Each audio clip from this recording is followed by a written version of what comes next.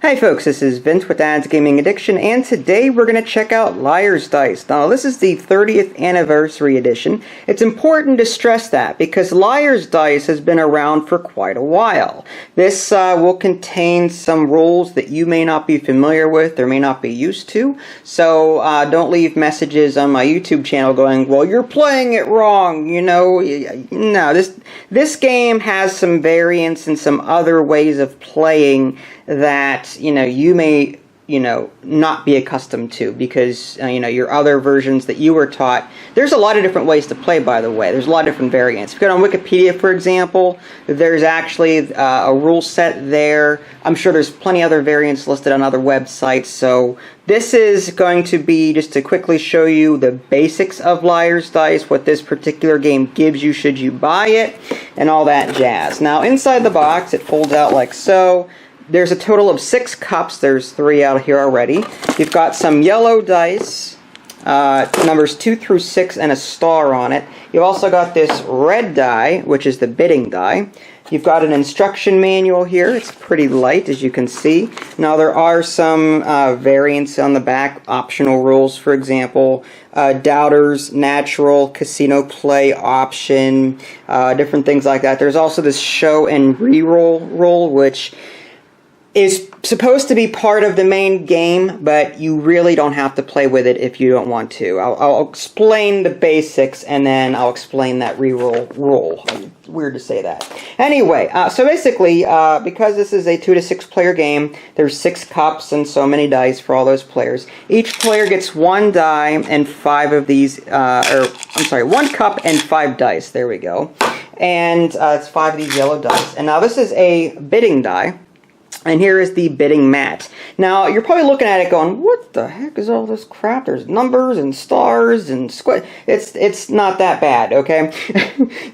The number represents the number of dice that you're bidding on, whereas the red die represents the value. So let's say I were to put the 3 here on this 4. That means that this player or some player bid that there are at least 4 3s in play in between all of the players in the game. It's not just you, it's all of the players in the game. And I'll explain how that goes in a little bit. And you can even raise bids by either raising the value from, say, 3 to 4. So you can go, well, I'm going to one-up you on that. I think there are 4 4s between everybody. And the next player might go, well, I think there's 5 4s, and so on. And then the next player goes, you know what, I'm going to one-up you on that. I'm going to go further up the track, which is another way to advance your bet, and say, well, I think there are 6 5s. Now what are you going to do? Now the next player might go, how many 5s do I have and how many 5s do I think everyone else has? They're going to do some thinking. These stars are special cases. Basically, whenever you put a value on that, or like so, that means you're basically, you put a star here. And basically what that means is you think that there are 3 stars between every player in the game. Now, a star, whenever it's rolled, is considered a wild. So if you have 2 2s and a star, then you actually have 3 2s in your cup. Now, no one can see what's in your cup, and I'll go over that in a minute. So basically, what's going to happen is, and this is a dead zone, whenever dice are lost in this game, they go here, and your object is to eliminate everybody else. So everyone's going to roll their dice like so, and obviously it's, off the mat. We're going to roll that. I need to do a better job, obviously, but for practice and example purposes, you get the idea. Now, this player knows what they got, this player knows what they got, this player knows what they got, but, they don't know what each other's got. Now, this player has 2 2s, a 3, a 4, and a 6. And let's say that it was this player's, the eldest goes first in this game. Now, this player has at least 2 2s. So he's going to play it safe. He's going to go, you know what, I think I'm going to bid that there's at least 2 2s in play. Now, obviously, he's safe on that bet because he's got 2 2s. No matter what this person has, no matter what this person has, he has at least 2 2s. So if anyone calls him on it, then they would lose the challenge. And I'll explain losing challenges in a little bit. Now, this player is going to go next. This player is going to look at his dice and go, all right, 2, 4, 4, 5, 5. He's thinking to himself, do I want to call him on that? I've got at least 1 2, and it's a good chance that one of these 5 dice and one of these 5 dice are at least a 2, or a star for that matter. So, you know, now a star cannot be used as any number that you want. You have to have a parent die in your possession. So let's say that this 5 were a star. And you could not make this a 6 because there is no parent 6 here at all. But anyway, getting back to this was a 5. Okay. So this player might go, well, I think there's at least 2 5s, so I'll up your bet on that. And he's safe on that because there's 2 5s. He's got 2 5s. He doesn't have to worry about anyone else. Now this player is going to look at his dice here. 3, 3, 4, 4, 5. Okay, well, he's got 1 5, meaning that more than likely someone else has got a 5. So he's going to maybe he's going to, I don't know, bluff a bit. He might go, okay, well, I think there's at least 4 4s. So he's going to up this up to here. And there's a good chance of that because, well, he's got 2 of the 4s already, and there's a good chance that someone may have a 4 in here along with a star or something. But again, he doesn't know what everyone else has. So this is going to continue. Players are going to keep bidding back and forth, raising bids, going up the track, until someone finally decides to go, you know what, I think you're full of crap. I don't think there are, oh, I don't know, 8 5s in the game. So let's say that this player bid 8 5s, and this player goes, I don't believe you. Now everyone has to show their dice at that point and count the number of 5s that are currently in play. So there's no 5s here, there's 2 5s here and 3 5s here, or 1 5 here rather. There's no star. But let's just say that there was, just to make this easier for example purposes. We'll put a star there, we'll make this a 5, and we'll do a star here. Okay. So in actuality, there's 1, 2, 3, 4, 5, 6 5s. And the bid called for 8. So this player who bid 8 5s was incorrect. And this player was correct. He called him on it. So what happens to the loser in a challenge? You take how many you were wrong by, subtract it by the number, and that's how many dice you lose. So in this instance, the 8 dice that he thought there were, subtracted by the 6 that there actually were, is equal to 2. So this player that lost the challenge would lose 2 dice, and they would go into their dead zone. And again, the object of the game is to get rid of a player's dice. There are some rules about ways you can lose dice, and you know, if you're down to 1 die, you can't lose a die a certain way, that kind of thing. But that's the gist of it. Now, had this player won the challenge, let's say that he had a star and a 5, and this player had a 5. All right, let's say there was 1, 2, 3, 4, 5, 6, 7, 8, 9 in play. So there was actually 9 5s in play, and there's 8 5s as the bid. And this player called him on it.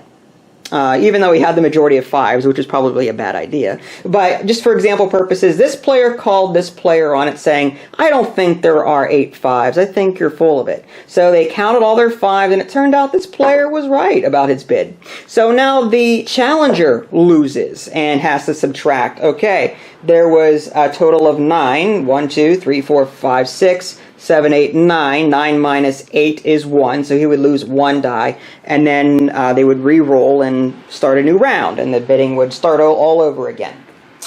Now, what happens if you're exactly right? What if the bidder is exactly right? Well, let's take a look at that. Let me just turn 1 to 3. There we go. So that's 1, 2, 3, 4, 5, 6, 7, 8. When the bidder has exactly the right number, everyone else loses 1 die. Okay? So in this case, this player bid, yeah, there's 8 5s. Everyone has 8 5s is what this person thought.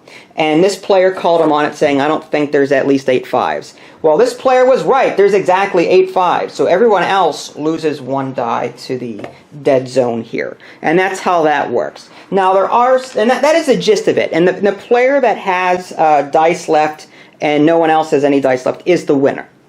Now, again, there are some other rules that you can incorporate. Again, there's this show and reroll. For those of you who like messing with your opponent's minds, we've added a clever rule to make the bluffing and bidding that much more fun. Immediately after making a bid, you may place one or more of your dice outside of your cup for all players to see. Then re-roll and hide all your remaining dice. The other players have to wonder if any re-rolled dice now match your bid number. Showing and re-rolling could improve your chances of winning a possible challenge. You can show any amount of dice outside of your cup, and you don't even have to show or have to have one die left re-roll. The dice shown don't have to match your bid. They stay in view outside the cup for the rest of the round and count toward the challenge bid if they match it. Showing and re-rolling is a rule that can really save your bacon and your die. So basically, you can do this if you want to. It's part of the main rule set here.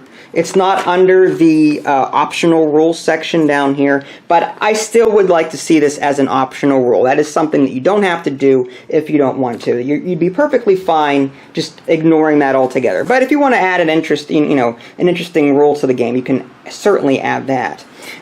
There's the final die hard rule. That's what I was talking about. You cannot lose your last die unless you are the player challenging the bid, that kind of thing. I'm not going to go over the optional rules. You could play with real money. There's other things that you could do. Other variants, like on Wikipedia, instead of subtracting the number of die that were bid based on the number that were actually present, the losing player just simply loses one die and play continues. So if you don't want to do the math on that, the losing player simply loses one die and you keep going. So that's a simpler way to play it if you want to do it that way too. So there you go, folks. That is a quick look at Liar's Dice. What did I think? Well, the components are pretty good. I mean, the cups are nice and solid. I mean, no problems there. The dice are okay, no problems there. They're a little on the small side, but I'm fine with that. Pretty colorful, easy to read. The board is very busy looking, so at first you may look at it and go, again, what am I looking at here? But once you understand how the bidding mechanic works and everything else, it becomes very simple. It's sort of like you walk into a casino and you're overwhelmed with those lights. Well, that's what this looks like, and that's what this theme is supposed to represent. It's supposed to represent some type of bidding, push your luck, bluffing. That's everything that you would expect to come out of a casino. And the rule book is actually pretty good too. I mean, it's nice and light. It explains everything fairly well. There's examples in here explaining how things would go should someone win a round, lose a round, or challenge, that kind of thing. So yeah, all in all, a pretty awesome game. The box, though, is made of some pretty flimsy material. I got it, I don't know if you can see it or not, but there's like a little dent here. So the box is not all that sturdy. So I guess they had to, save money somewhere in order to keep this at a respectable price. Because I think I got it on Miniature Market for, I think it was $20 or something like that. I could be wrong about the price, but it was somewhere. It wasn't terribly expensive.